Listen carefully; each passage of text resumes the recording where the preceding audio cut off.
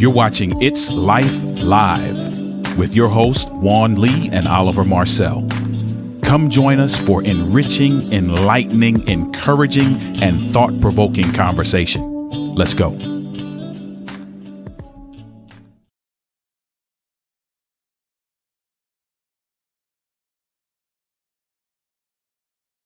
Here I am. How you doing, everybody? Oh, it's been a while since I've been here, and myself and Oliver have been away. I know I have been sick for a bit. I appreciate you all hanging in there with us. Today, it looks like I'm gonna be on my own. We're gonna muddle on through this, but welcome to It's Life Live, presented by Clear Journey. Clear Journey is a nonprofit that supports individuals in challenges in life, and that means any type of challenges. If you're looking for answers in life challenges, Clear Journey is here to help you through it. We deal with 8 areas, and that's what we do to basically help people navigate life more successfully. My name is Juan Lee. I am the founder. I'm an author, I'm a speaker, and I'm a thought leader. And so we'll be talking tonight with a guest that we have here with us. But before we get to that, just want to tell you a little bit about what we've been going on, what's going on with Clear Journey. We have, just to give you some ideas of what's going on, we have a book that we would like to let you know that we have. It's a guide, a free guide that we have. It's about getting a budget together. Now, we talk about various things here in 8 areas, and finances is one of the things that we talk about. We have a book that we would like as an ebook. It's called Budgeting Made Easy, the guide to taking charge of your money. It's a free gift. All we have to do is go to clearjourney.org and just say that you want it, just accept it. Just put in that you want it and we'll send it to you right away, ebook. Also, we have coming up in August the 8th, we have a master class. I'm doing a master class. It's on how to shift your fixed mindset to a growth mindset. That's something that we're doing once a month. We did one in June, July, and we're going to be doing another one in August. It's going to be on August the 8th. It's also free. Just go to the website, clearjourney.org, and register for the masterclass. It is free to join. We look forward to you coming there, being there with us, and that's what it's all about. So again, like I said, my name's Juan Lee, and we are thankful and happy that you're here with us.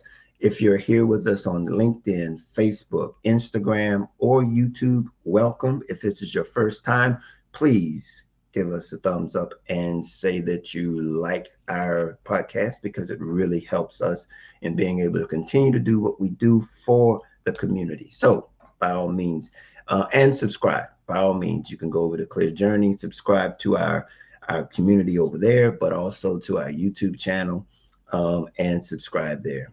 Also, just to give you heads up, I know we've been off seems like all the month of July, but we're going to be off in August. That was something that was planned to be off in August. But what we're going to be doing in August is that we're going to be running some episodes from It's Life.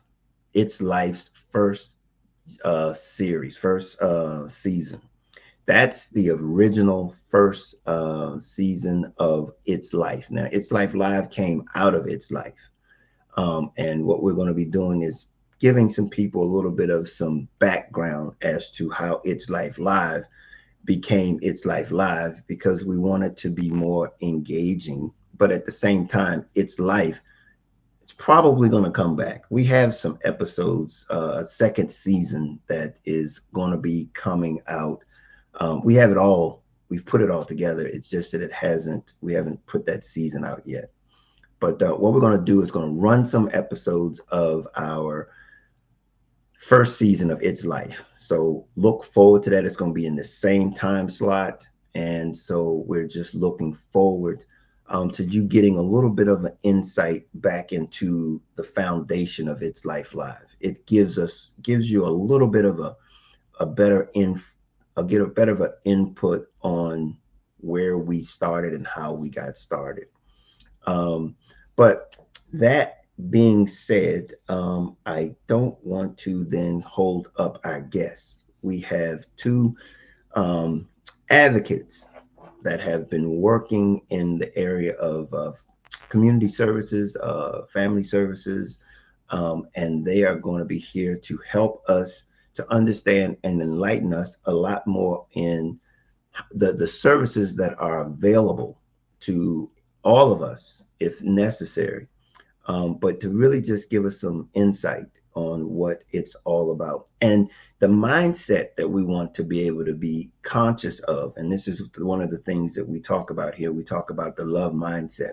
The love mindset that we are talking about tonight, that's going to engulf what we're talking about, or basically encompass what we're talking about, is the mindset of humility, and understanding that whenever you need help, we've got to be able to understand it's okay to ask for help. And so when we think about what we're going to be talking about tonight, just think about that. You know, we're all in a situation that nobody is out here on this journey by themselves. And what we're going to learn tonight, hopefully, from our guests, is that there are people here that are here to help you. So without further ado, we're going to bring on our guest um, to the stage. It is Dr. Hughes-Holt and Jennifer Sally. Did I get that right? Did I get that right? No, Jerry Sally. Jerry Jerry Sally. Sally. Jerry I know, Sally. I'm sitting up here. I knew a Jerry with a G, and I'm sitting up here and I go, Jerry goes, Gary. You know, it's Jerry Sally. Jerry, yes. Welcome to It's Life Live. Thank you for being here tonight with me. It's very excited. I want to apologize to both of you again for having to reschedule. I know we were planning to do this some weeks ago, but I fell ill, and unfortunately, I ducked and dodged COVID for 2 years. You know, and I mean, we ducked and dodged it for 2 years. I mean, I guess from 20 to 24 until recently, and then it caught us, caught me and my wife. So it's something, you know, it's still something, to be honest with you. But that being said, thank you for being here, and hopefully we can have a conversation of thing about, hey, about realizing that nothing that's in the community is not, it's not too much, that we all can't reach out to each other and say, okay, where do I need help? And you two ladies can lead us down that road as it relates to the family services that are available for all of us in the community. And introduce yourselves to us first. Dr. Holt, tell us about yourself. All right. Well, hello to all of our listeners out there. I am Dr. Lauren Hughes-Holt, affectionately known as L. I have worked in health and human services since about 2007. Um, I have a doctorate in traumatology and community work. I have a master's in human services and organizational social services and a bachelor's in applied behavior. So it is my pleasure to come and shed some light on what exactly it means to be poverty stricken and to work within the community within gentrification. And I also have with me my co-host, Miss Jerry Sally, and I'll allow her to introduce herself as well. Hello there. I am Jerry Sally. I have worked in health and hu- hu- human services for about the 30-year time frame. Prior to that, I did a lot of volunteer work with my church. And basically my outlook on life has always been that at one point point in time, we will all need help. Therefore, we should always seek a way to help others. Well, thank you, and both of you for coming tonight and being able to share that with us. We really, really appreciate it. So, I guess so we can get this started off is that, for instance, I hear Jerry what brought you into it. Can you, Dr. Holt, tell us what drove you to? I mean, for the numerous degrees that you have in this particular area, what caused you to get in this area?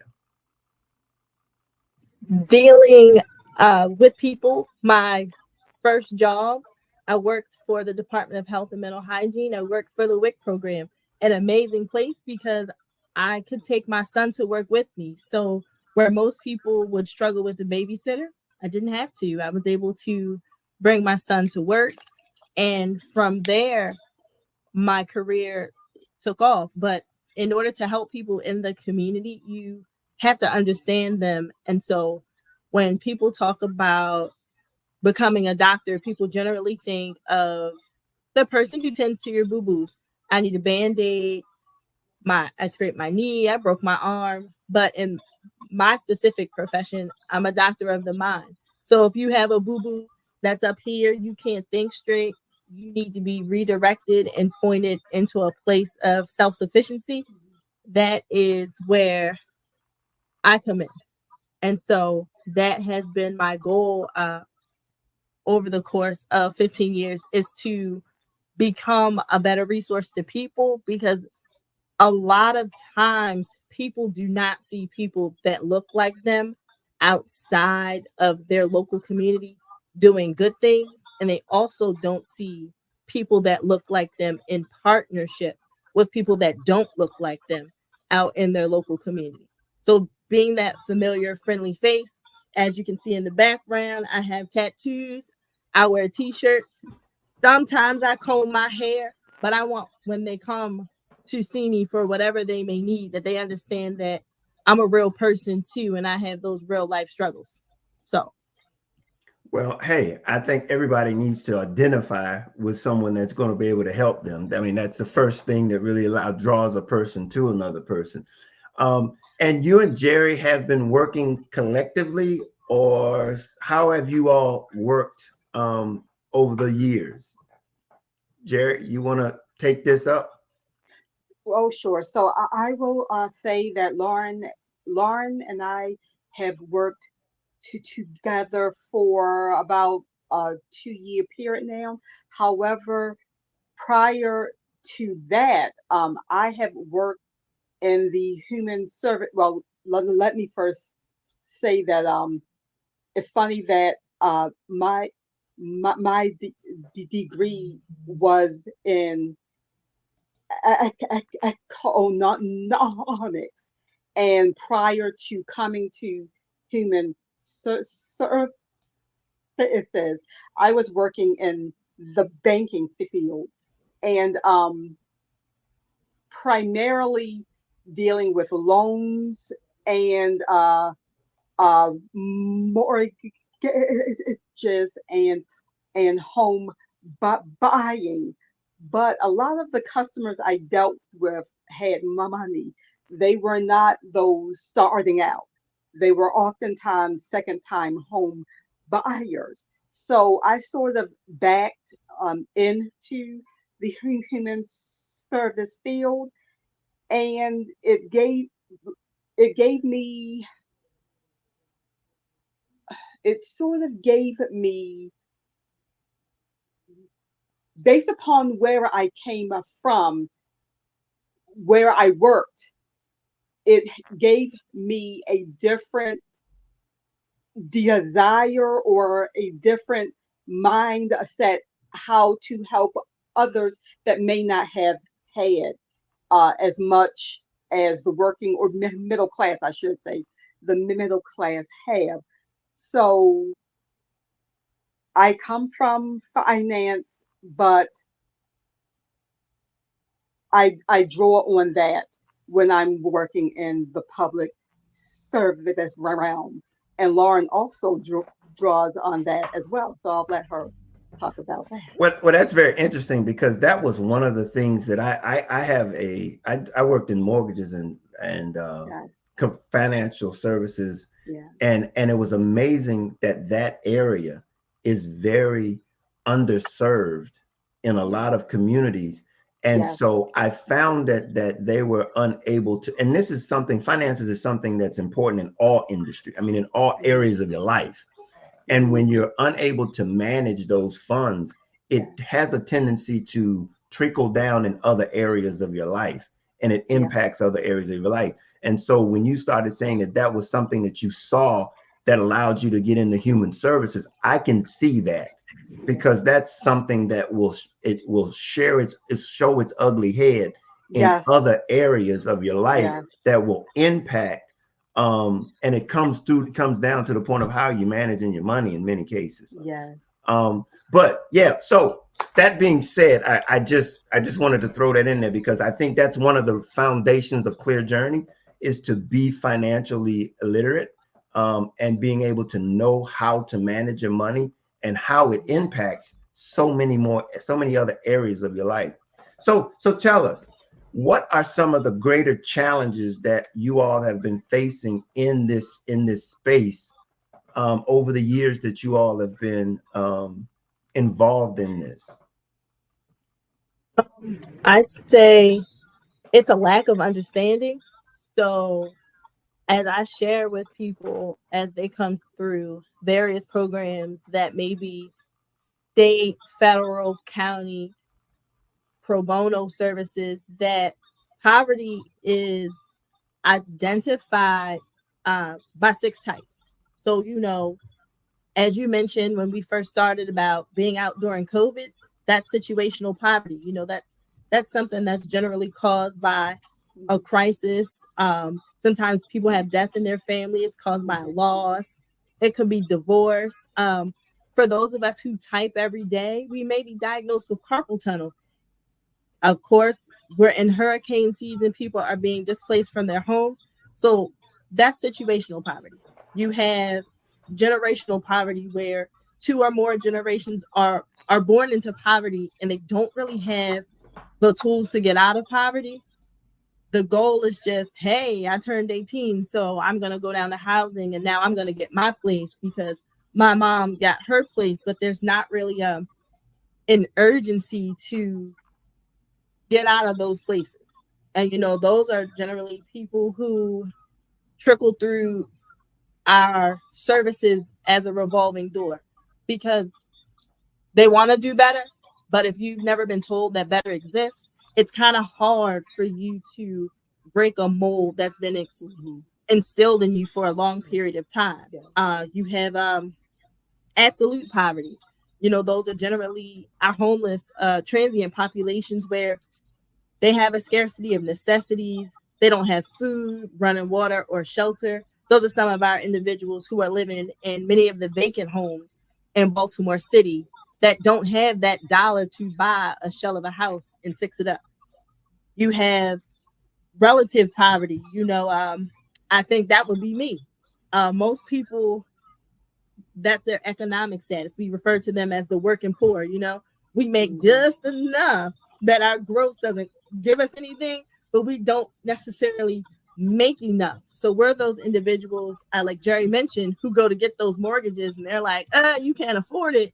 But wait, I need to make 3 times the rent. This doesn't make sense. Yeah. We have urban poverty. Urban poverty is very big in Baltimore City, Baltimore County, Prince George's, and Montgomery County, because there are so many resources that people can't pull it in. And if you go to this place, to that place, to this place, they'll all help you with the last $50.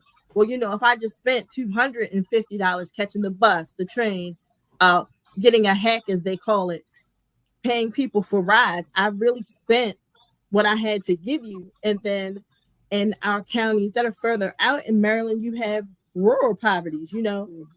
There's not enough of what they need. And as Jerry mentioned, again, with working with her church, those are volunteers. So they're not paid. They're coming out of the goodness of their heart that they want to still be active and do different things. So it makes it hard when you see people, but you don't really see people. Mhm. So that's where it takes all of us to recognize those hidden needs and have those conversations that are more facilitating versus accusatory. You Mhm. know, I went to help a client to advocate on her behalf, and the lady just said, "Go take a number and sit down." Wait, don't even know what I'm here for. You didn't even say hello, good morning. You just dismissed me. So I've already gone to 6 different places to get here, and Mhm. you've dismissed me. I've sat in your lobby for 45 minutes. You call me, and then you tell me I'm not even supposed to be here. I don't have PTO. So if I keep taking off, I'm then going to be fired. How did you help me? And so that's where that community advocacy piece comes in, that being able to work with other organizations and talk amongst ourselves about how we really can make this better. Because gentrifying neighborhoods just puts a band-aid on something that really needs to be explored. Because of course, if we bring in people who have money, money is being spent. That's great. Our economy is booming. But what about the people that are still within those communities that can't read, that don't have access to the tools to read, and we're harping on them about being able to build their asset management, and a lot of programs that people can have access to in the community are supplemental programs, which Mhm. means it is to supplement what is already existing in the household. And Mhm. I'll let Jerry kind of shed some light on that side. Yes. So, one of the things I always try to do is to keep a list of resources to help the people I come in contact with. But the one thing that I always tell them is that these organizations do not have unlimited resources. Therefore, whatever help you get is limited, and it is meant to supplement the dollars you have already put aside for rent, food, you, utilities, and sometimes it's a one-time payment. It's very few agencies outside the government that will help you each and every month. And that's why budgeting is always my pet peeve. We have to, they, they, there's a saying that if you fail to plan, then plan to fail. So if you're not planning, then you will fail. Budgeting is key. Resources are limited. Therefore, it is up to you, the person, to do the best you can and whatever you can for yourself, because you may not always be able to get the help that you seek. Yeah, yeah. I think the various types of the help that we require, we're looking for. Yeah. It has to be in conjunction with our ability to be able to um, be engaged and be responsible and being responsible. I think some of the things that you all are talking about, I like how you all are putting them together because it is truly a collaboration of resources and individuals, but knowing where to go to get those resources Mhm. is important, and feeling that I have a right to them. They're a benefit to me. Is all of the things that you guys are talking about, but it's also being accountable, being responsible. And that's something that Clear Journey is really about, is that about being prepared, doing your part, being prepared for the opportunities to come when they do. And this is where resources come, because the things at Clear Journey, we talk about education and resources. And so here, what are some of the collaborative agencies and programs do you all have available to the communities? Well, it first starts at the head for the state of Maryland, because you know the head tells the body how to move. So I don't want to get too political, because you know our watchers may be on either side of the spectrum. But shout out to Wes Moore as our governor. You know, he passed the Enough Act, which is an initiative not only to help children that could potentially be in poverty or to get them out of poverty, but it is designed to help the whole family. He also recently passed plain language, so that the information that is being sent out to various constituents across the state, for whatever services they may require, it's in a language in which they understand. Because if I say that you live in urban poverty, you're going to think I'm crazy.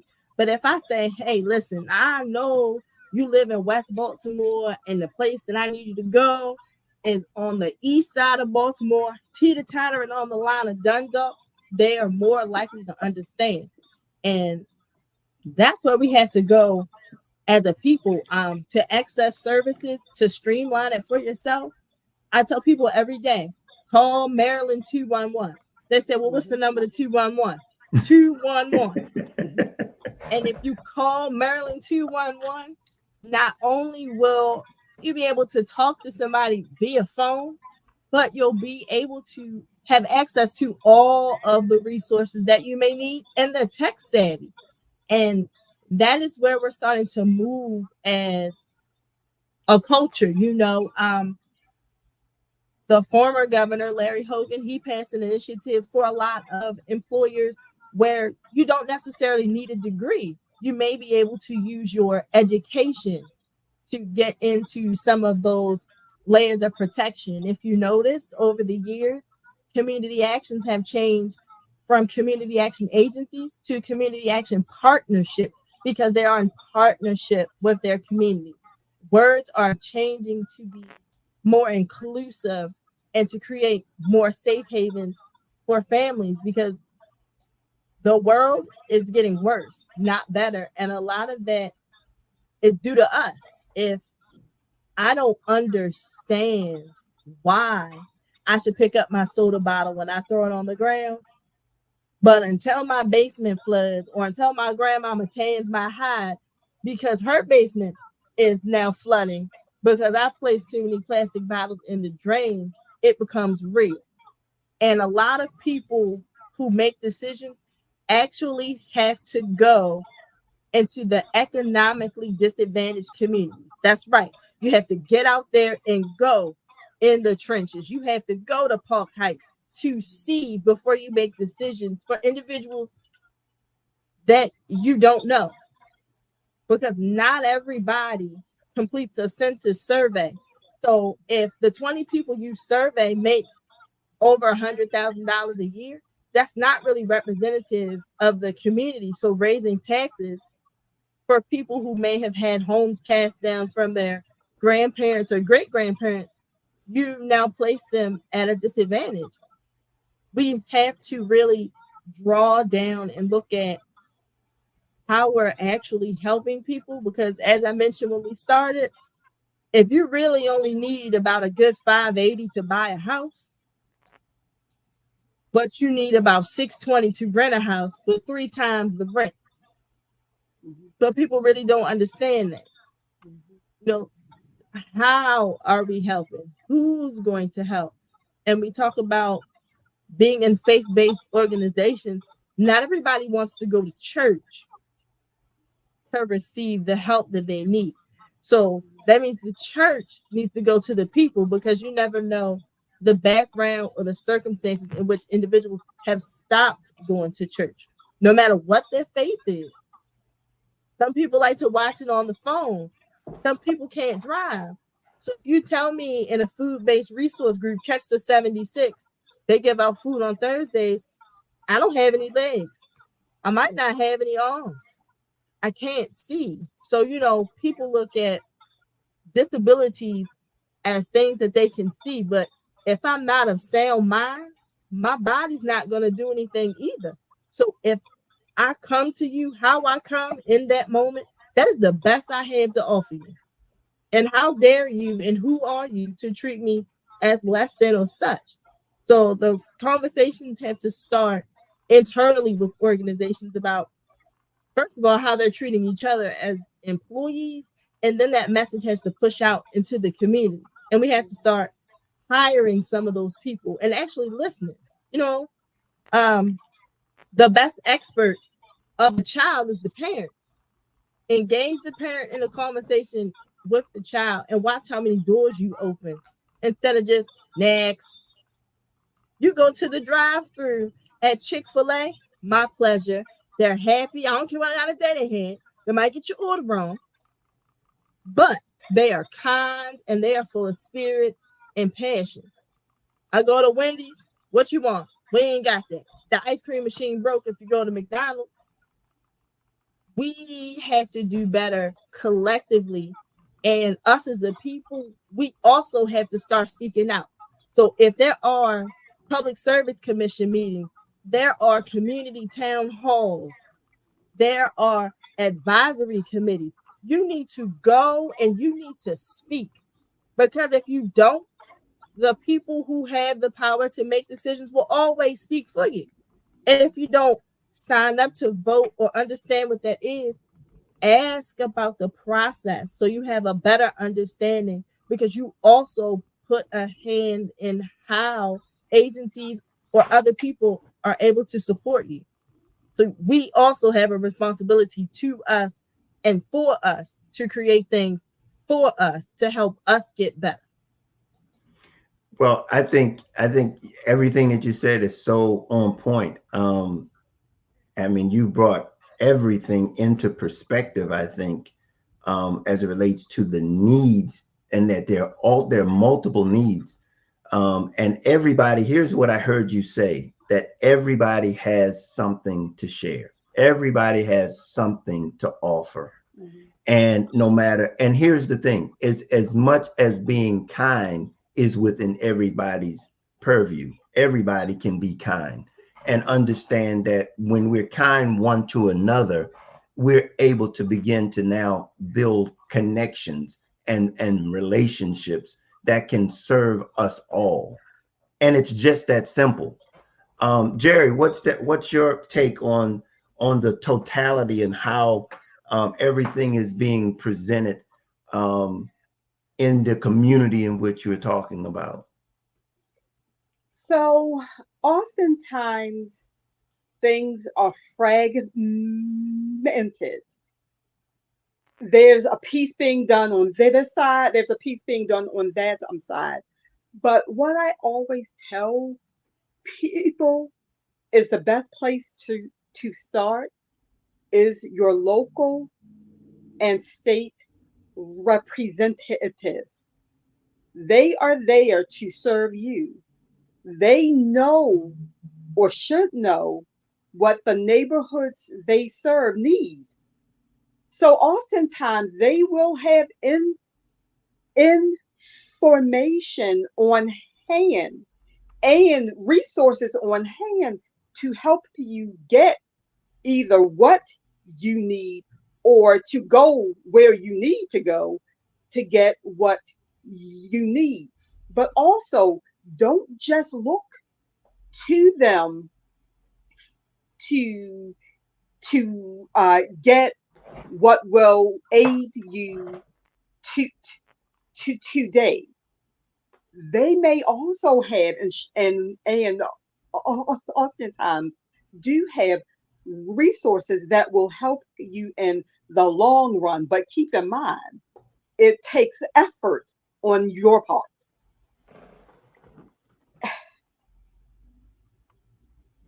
Glad you said that. Oftentimes, I'm sorry. I said, I'm glad you said that. It takes Yes, effort on your part. off effort on your part, because oftentimes people either look at only today, or they just expect you to just give it to them. But oftentimes you're not going to get what you need without effort on your part. And that effort on your part oftentimes will benefit you in the long run, especially when it comes to learning and educating yourself about not only resources and programs, but about pro- processes and things that are going on in your community. Also, don't be self focused. You also have to look at what's going on in your neighborhood. Is what's going on in your neighborhood good for your neighborhood? So start with your local and state reps and look at the big picture. Yeah. As it relates to those services, though, is there anyone those services like those programs that you all can tell us that are available that are probably the ones that are misunderstood or maybe not used that are there for people so that they might be able to know where and how to get those types of programs? Um, a lot of, I'll start with the most obvious in the education system. Utilizing your medical assistance properly. Uh, for Baltimore City, because that's our largest population generally in the state of Maryland. People don't understand behavior. We have a lot of children who are on ADHD medication, depression medication, and if you think about it from a sliding scale, a lot of children have a high level of lead. So the behaviors that warrant receiving those ADHD medications and some of those depression medications are symptoms of active lead poisoning. So being able to utilize your medical assistance to receive habilitative services, which is being able to learn things that you didn't know before, and to receive rehabilitative services, which is to focus and drill down on things that you're already doing, but you're kind of regressing in that skill and you need to learn it more. I think another misunderstood program uh, would be energy assistance. In that realm aspect, people assume that, oh my God, I have a turn off notice and I should apply. I mean, if you qualify, they will do their best to help you.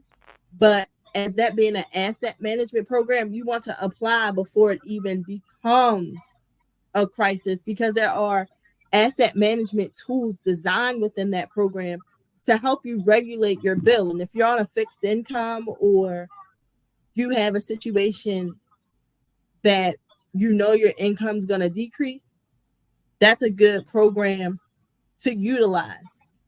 We have PAC programs. PAC programs are designed to help with medical expenses within reason. We have another highly misunderstood program is our SNAP program. Most people refer to it as food stamps, so they miss it by its definition as the Supplemental Nutrition Assistance Program. It's supplemental nutrition. So yes, I know you want the Fruit Loops, but try to buy the brand, make it work a little bit, stretch it out.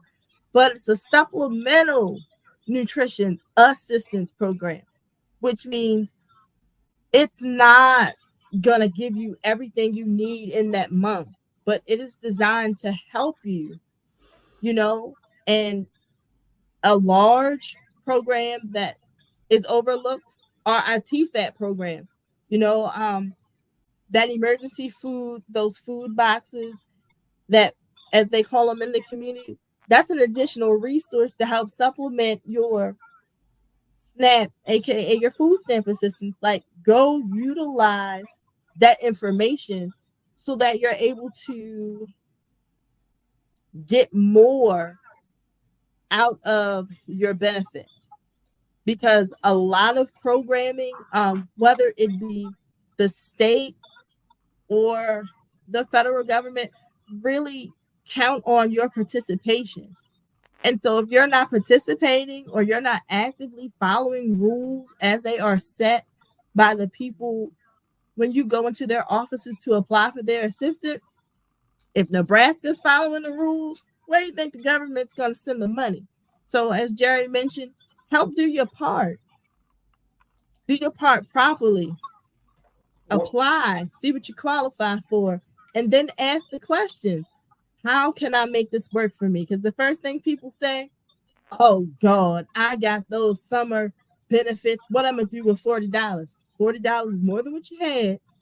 And if you plan out for that $40, because for those of us, hand raised, because like I told you in the beginning, I'm just like you, that $40 can stretch if you know how to use it. Us poor people, we can tell you to the penny where the money goes and where we need to find another penny on the ground to make it happen. So let me ask you a question. When you say it's supplemental, that who qualifies for these programs to make it, since it's supplemental? I mean, because like you said, there's a wide spectrum of people who have and how much they have. You know, so what level, who are the people that qualifies for these programs? It's hard to say because it's the rules are consistent and structured across the board, but every application that those individuals take for a person, the situation is different. So I might be a single person and only make $10 an hour, and I don't qualify, but I might be her coworker who works, but I have 2 children and I qualify, or guess what? It could be vice versa based on the dynamics in the home. So we always tell people that, you know, you have the right to apply for any benefit, any form of subsidy in your state. That's your right. But you also don't have the right necessarily to a benefit depending on where you fall on the spectrum. And so that's why being honest about what your needs are and what the situation is when you come in the first time, because they're trying to help you based off what you've provided. And a lot of times people tell untruths, not because they're committing fraud, but because they're ashamed. I'm ashamed to say, yeah, I might gross, I don't know, $7,000 a month, but I am in a domestic abuse relationship. So I might gross that money. But when I get paid, he waiting on me like, give me that money. And then I don't have anything in the house for myself and my children until I'm able to find other means. So there are conversations that have to be had in that process when people are applying, because you have to be honest. Yeah, I hear what you're saying. I mean, there's that honesty. And again, we talked about what the mindset that we have to have as it pertains to these services. And we were talking about humility. You know, we've got to be able to understand that the services are there, but we've got to be honest with ourselves and be open enough to want to be able to allow the system to work for us. Being honest, we've got to be honest with ourselves. So I appreciate you sharing that insight, that perspective, because I think a lot of us think about, you know, like you said, I don't qualify, or why don't I qualify? But the issues of what you're saying is apply and be honest. These are your services. These are your things that you have. One question that I have to ask, are these, you was talking about our governor and the fact that he had done some things. Are there other services that are comparable in other states and not just in Maryland, that if you're in another state, that these are the same kinds of programs? What makes one state different than from another one? What they call it and what they apply to, every program is different by state, but the overall umbrella, of course, that is held by our federal government, is the same. And so that's why a lot of times when you tell untruths, it comes to light. It might not come to light today, tomorrow, but it'll catch up to you. You have to file taxes. File taxes. So honesty is something that you need to be very specific and understanding that one way or another it might catch up with you. Oh yeah. And accountability, because if you go and place an application somewhere, even for a job, and you don't open the mail when people have corresponded with you, we tend to put ourselves in a rut, because if I get a letter that tells me I have 30 days to do something, and then on day 29, I'm trying to jump in there and root the system, it doesn't work like that. There's a process that has to take place. And of course, being attentive to knowing the parameters of the program. If you know it takes 30 days to receive a form of help, then on day 2, you up there trying to beat the people up, but they're afraid to come to work because you're violent. You kind of, the sword swings both ways. We have to help us do better for us. There is a young man who was a former NFL player. He's Joe Gamble is his name. He works at Chase Bank. He has Chase Bank out in those economically disadvantaged communities, talking about wealth, money, working with community partners to bring things back to his city, not just for any specific race of people, but any person who deems themselves to be in the low income sector. He wants to help. And I think that, like I said, tapping into things that are positive. If you see a community cleanup, go support it. Not because you necessarily want to clean up on your free time or your time off, but that's the time when you can see a lot of service individuals putting the work back into the community to restore it. But then once we restore it, don't tear it up. We riot, we loot, we tear up our own things, and then we say we don't have anything. So again, sometimes we are our own worst enemy. Yeah. Volunteering is a very important part of identifying, I believe, some of your passions. And so when the opportunity, it presents itself, it's always a good opportunity, a good way of being able to feel yourself out and learn about yourself when you engage and see that, I think some of the things that we often overlook is how fortunate we are. Mm-hmm. And if we're able to volunteer, implies that we have something to give, and we have it because we have it to give. If you get what I'm saying, we have something to give. And so, yeah, I think that's very important. And the thing that I want to share, though, is because we live in this DMV area, the Baltimore, Washington, Virginia area, and honesty is something that's very important.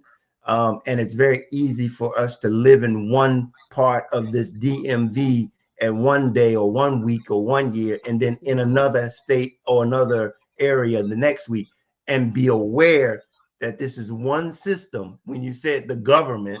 So you don't be putting, things, applications in DC and living in Maryland and putting it in Maryland and then moving to DC or going to the Virginia.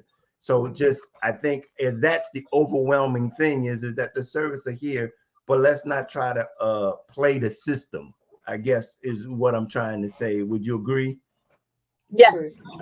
When you play the system, you make it hard for the system to work, because every time you play the system and you commit fraud and money has to be generated to, of course, take care of those issues, we eliminate money, so it all stems from lack of knowledge, because nobody wakes up and says, oh, I want to be addicted to drugs today. I don't want to be able to feed my family today. Like every day people wake up trying to do their best. But again, you have to know that better is achievable. And so when you go into those agencies, we want to help our people be prepared. So, on an advocacy basis, a lot of resource fairs are placed in the community for people to receive support right there in their neck of the woods.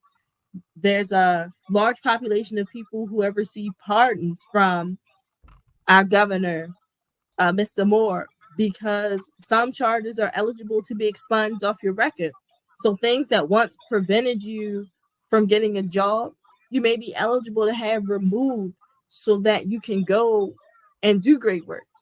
But again, you have to go seek what you need. And the worst case, they could say, we can't help you, but let us put the ball in the court for you to actually receive the things that you need. And that is how they started working out the no wrong door initiative. Like there's no wrong door here. If we get you, we're gonna see whatever you need right then and there, one-stop shop. And then we'll transition and see how we can help you become resilient. Because that's the bottom line. Yeah. Um, here today, gone tomorrow. So that's the life journey, right?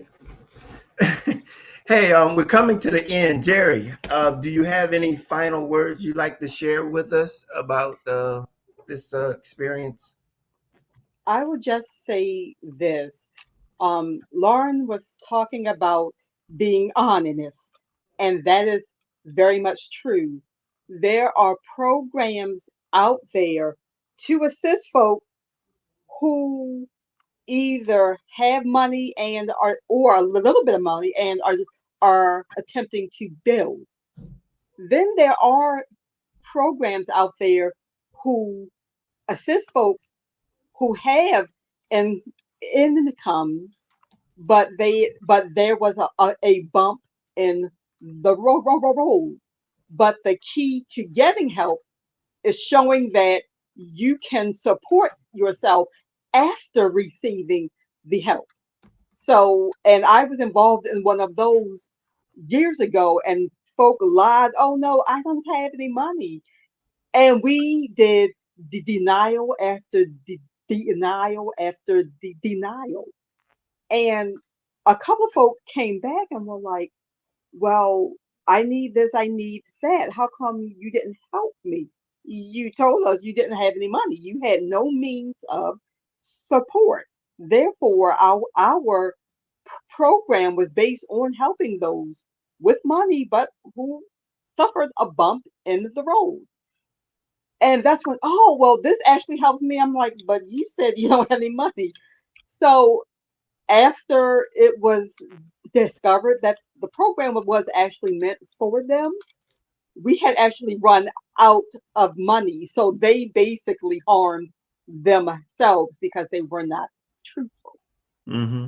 Mm-hmm. And again, even those who might have a little bit of funds saved, who might get a little bit more in their pay, checks than others, there is still help out there for you. However, to get the appropriate help you need, be honest. Be honest. Be honest. I think we can all agree that it will serve us in the long run. Yes, it does. Maybe not, it might not appear to have value in the short term, Yes. but in the long term, being honest will begin to show your integrity, your character, Yes. and that will then affect and establish better relationships that will begin to serve you well into the future. So Yes. I agree with you at 100% that we should be able to help facilitate honesty in, I think, in our communities, and it serves its purpose in a lot of different ways. Yes. Ladies, I really, really appreciate you all coming out tonight and sharing your insight and expertise. How can people get in touch with you all if they have other additional questions or to learn more about what you all are doing? Well, I have I am no longer receiving clients. I have maxed out my pro bono capacity, but do call Maryland 211 for resources regarding food, shelter, electricity, water. But utilize your MCO for mental health psych services. I will try to get my information out there so that you can book with another licensed counselor. But sadly, I have just taken on my last person as of yesterday. So I am Okay. maxed out. Okay. No, I fully understand that. The resources that are available in that regard, I get it. But again, all of those free resources are one thing. But if someone wanted to reach out to you on a pay for hire, is that possible? It is possible with approval through my full-time employer. As we talked about being honest, we do have an ethical clause. Mm-hmm. So as long as it is approved by my granting authority for pay for hire, there are definitely some opportunities. Individual organizations do reach out for training and professional development for their staff or their clientele. Okay. All right. And Jerry, are you affiliated with anyone or anything? Well, at this point in time, I am still employed with the state, and because of that, there's limitations to what I can do.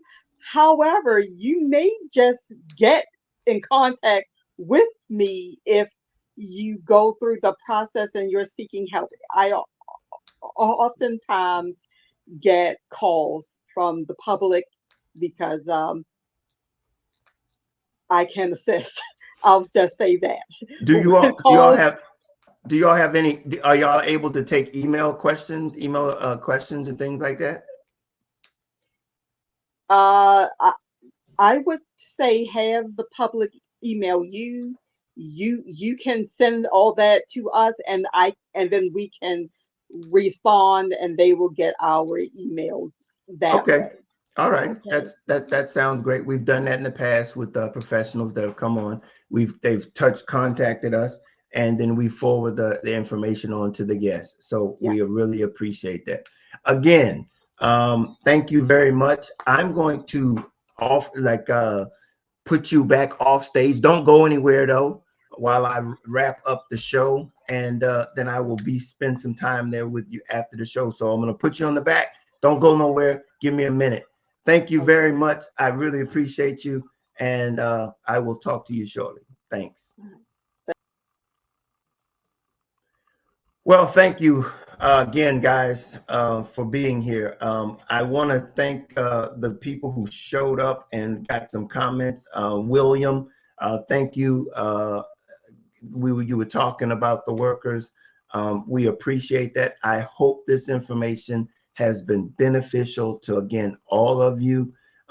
Again, if you want to know more about them or about their services, you can email me at info@clearjourney.org. Let me put that email up there. There it is right there, info@clearjourney.org. And I will get that information to them. We are hopeful that we understand that, again, if you're in need for anything, the 211 was what she's talking about for Maryland. And look for the help. Be willing to accept the help. Be reaching that people. It's there for you. Again, thank you for being here tonight. And as always, in closing, we can't change life, but we can surely help you navigate it. So until next time, we surely hope you will have a great evening, and we look forward to seeing you next time. Again, remember, starting next week, we're going to be in the same time slot, but we're going to be airing some pre-recorded episodes from its life, and I hope you'll join us and be a part of that. So again, we'll look forward to seeing you again live in September. Thanks again. Have a great evening.